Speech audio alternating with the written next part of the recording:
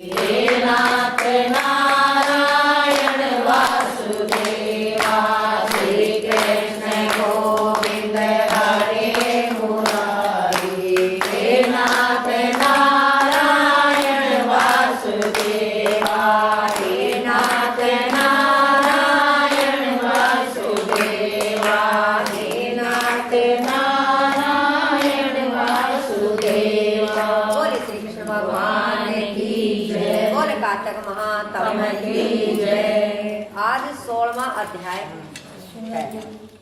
सुनो लगाकर मन सभी, कष्ट सब मिट जाए। कार्तिक महात्म का कपिल पढ़ो 16वां अध्याय।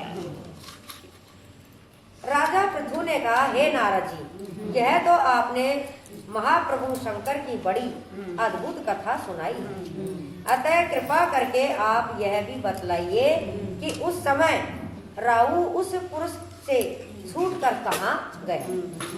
नारद जी ने कहा, उसने छूटने पर वह बब्बर नाम से विख्यात हो गया और मानो नया जन्म पाकर उसने अपने आप को धन्य माना तथा वह धीरे धीरे जलंधर के पास गया। वहां उसने शंकर जी की चेष्टा कही। उसे सुनकर दैत्यराज को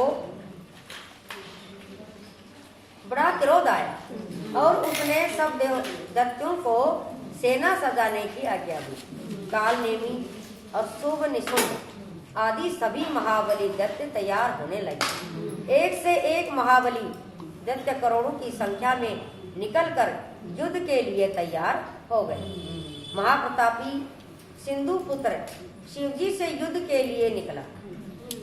उसके आगे मैं ऋषि शुक्राचार्य और छिनसार राहु हुआ।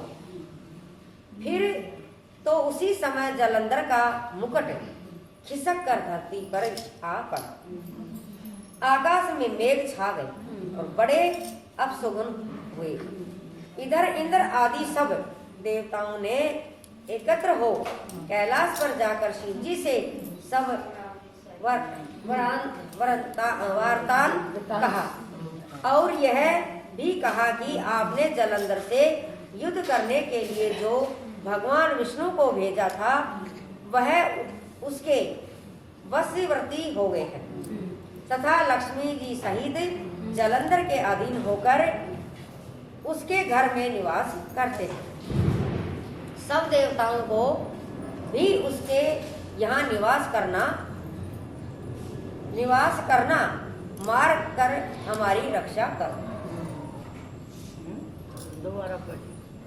अब देवताओं को भी उसके यहाँ निवास करना मार कर हमारी रक्षा करो। देवताओं से यह सब कुछ सुनकर शंकर जी ने भगवान विष्णु से पूछा, हे ऋषिकेश, युद्ध में आपने जलंधर का संहार क्यों नहीं किया और वैकुंठ को छोड़कर आप उसके घर कैसे चले गए। तब भगवान विष्णु ने हाथ जोड़कर शिवजी से कहा, उसे आपका अंशी या लक्ष्मी जी का भाई होने के कारण नहीं मारा। वह बड़ा ही वीर व देवताओं से अजय है। मैं सत्य कहता हूँ कि उसे कोई भी नहीं मार सकता। इस पर लक्ष्मी जी ने मुग्ध होकर और मैंने स्वयं उसके घर में रहने का वर दे दिया, इसीलिए मैं उसके घर में रहता हूँ। हे सूरवर्य विष्णु, आप यह क्या कहते हैं? उस दैत्य जलंधर को मैं अवश्य मारूंगा, इसमें कुछ भी संदेह नहीं है। अब आप सब देवता जलंधर को मेरे द्वारा ही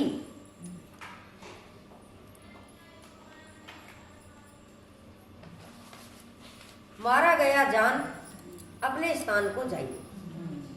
जब शंकर ने ऐसा कहा तो सब देवता संदेह सहित होकर अपने स्थान को चले गए। ठीक उसी समय पराक्रमी जलंधर अपनी विशाल सेना के साथ कैलाश पर्वत को घेर के सिंहनाद करने लगा। दैत्यों के नाद और कोलाहल से शिवजी क्रोध हो गए।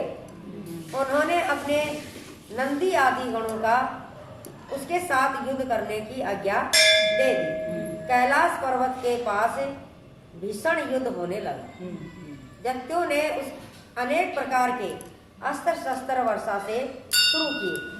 भेरी, मृदंग, शंख और तीरों तथा हाथी, घोड़ों व रथों के शब्द से धरती कांपने लगी। युद्ध में कट कट कर मरे हुए हाथी, घोड़े और पैदलों का पहाड़ सा लग गया, जिससे कि युद्ध भूमि और भी आगमय हो गई। दैत्यों के आचार्य श्री शुक्राचार्य अपनी मृत संजीवनी विद्या से सब दैत्यों को जलाने लग गए। सुनाया और उसे सुनकर भगवान रुद्र के क्रोध की सीमा न रही। वह अपने भयंकर रूप से दिशाओं को प्रज्वलित करने लगी। फिर तो उस समय उनके मुख से एक बड़ी भयंकर कन्या उत्पन्न हुई, जिसकी दोनों जंघाएं ताल वृक्ष के समान थी। वह युद्ध भूमि में जाकर सब असुरों का चर्वण करने लगी। युद्ध भूमि में इस तरह विचरते हुए वह शुक्राचार्य जी के पास पहुंची और शीघ्र ही उन्हें अपने उधर में गुप्त कर लिया। फिर स्वयं भी अंतर्ध्यान हो गए। शुक्र के गुप्त हो जाने से दैत्यों का मुख मलिन पड़ गया और वह युद्ध छोड़कर भागने लगे। इस पर शुंभ, निशुंभ और कालनेमी आदि सेनापतियों ने अपने भागते हुए वीरों को रोककर शिवगणों पर बड़ा कठिन प्रहार किया। और ऐसा ही शिवजी के नंदी आदि वीरगणों ने, जिनमें गणेश और स्वामी कार्तिक भी थे, उन्होंने अपने गणों को रोककर दैत्यों से भीषण युद्ध किया।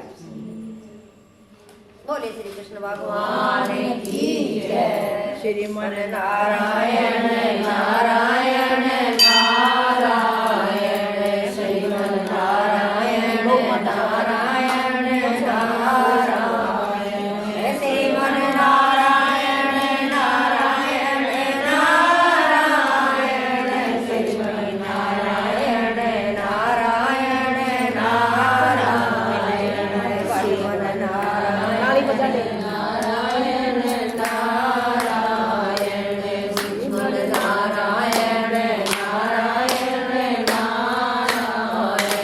बोलो श्री कृष्ण भगवान की जय। काना कैसे करे चतुराई रे, या मेरी समझ न आई रे। काना कैसे करे चतुराई रे, या मेरी समझ न आई रे। कैसे करे चतुराई रे,